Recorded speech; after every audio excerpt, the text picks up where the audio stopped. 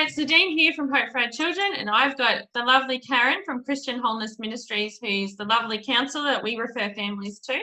And we thought it would be great if we could start segments of Ask Karen. So feel free to email in or Facebook message to our page if you have questions about foster caring, attachment styles, general parenting questions, trauma questions, anything you can think of, and we will spend some time with Karen and we'll explore answers to those. So I'm excited. Today we're going to talk about the concept of intergenerational trauma or intergenerational children in foster care. So I know I've seen it when there's children that have been in third and fourth generation foster care removed. Karen, have you seen it? I've seen up to five. Five, yeah.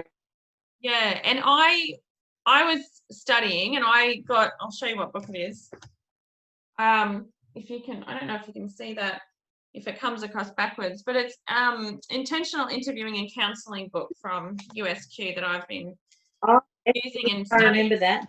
Yeah, and in it, they talk about, there was a study done in Israel by an Israeli researcher, and it was about the lives of second and third generations of the survivor of the Holocaust.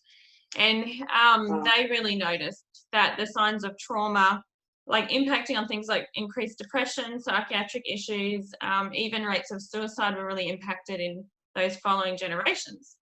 So there's obviously studies about it, but you would have come across it in your experience with counselling and working in drug and alcohol rehabilitation. Sorry. So do you want to share some thoughts about it?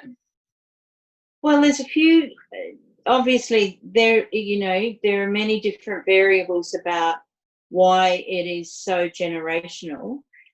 But one of the things that comes to mind, well, there's a few things. The first one is that often kids in foster care get placed from home to home, and they don't, in doing that, they're unable to have secure attachments.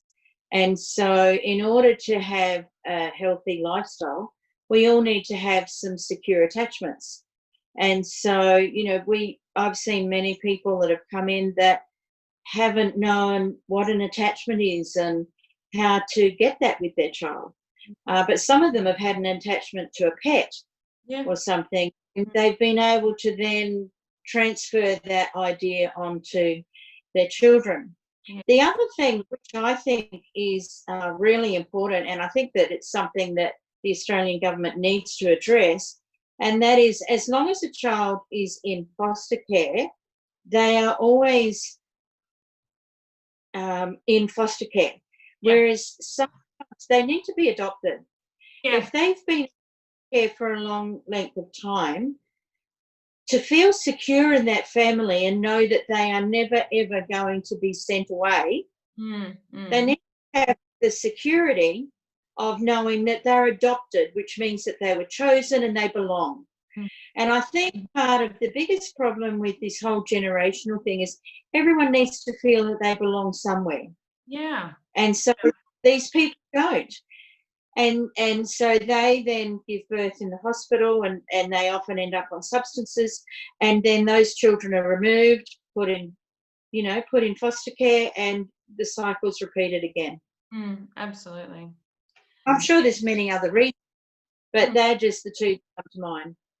Yeah, absolutely. And I know that you used a lot of things like Horses for Healing when you had the rehabilitation program going, and that was really successful, being able to teach that secure attachment. If anyone's interested in learning more about attachment, if you just Googled, is it Bulbury and Ainsworth? They're the ones that came up with the attachment theorists. There's a lot out there, attachment theory. And the cycle of attachment is really important for understanding. Like, sometimes children are closer to one parent than the other, and that's okay because that's normal. And so, they have this cycle of attachment where they connect and then they start to adventure out, and then they come back and then they venture out and become teenagers, and the cycle's repeated, but on a bigger scale. Just a bigger scale, absolutely. And what you were saying before about kids in foster care, at the heart of it, I think kids just want to feel normal. They don't want to be identified as always a kid in care. whether that's by peers or whether that's by the department or like therapists or anything. They lose, I think, what little identity they have when they're considered a kid in care, because they get swept up in a lot of generalizations and they just want to belong. Yeah. Exactly. And I do believe that, seriously, they need to know that they are there and that they're there long time. Yeah. You know, so, you know, this, otherwise it hovers over their head of, am I removed? Yeah. And I've seen it, you know, mum was late or something like that, and they think, uh-oh. Yeah. You know, or the police come out thinking they're going to be taken. Exactly. Again, yeah.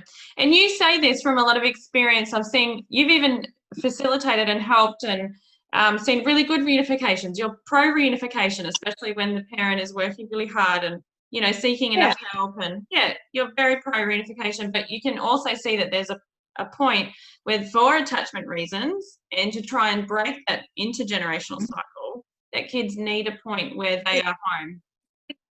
This toing and froing of the children to and from, different home, different rules, different everything else. It's so damaging for children. Yep. I read that a child regresses 6 months in their milestone in development every transition that they have in their childhood. So I've seen children that have been diagnosed with autism that have just sat and rocked, and then they formed an attachment, and instantly that child started doing well at school, started engaging in games and venturing out, confident. And then that attachment was broken just for a day, just for 24 hours, broken by an argument and stuff like that. And that child started rocking again like 8 months later. Yeah. Straight back. Yeah. So, you know, our responsibility as adults to be able to give these children secure attachments so they grow up to be reasonably secure adults. Because that's what we want. If the department and the government are spending so much money on kids in care, they need to be looking at trying to do it in ways where they have better outcomes for kids.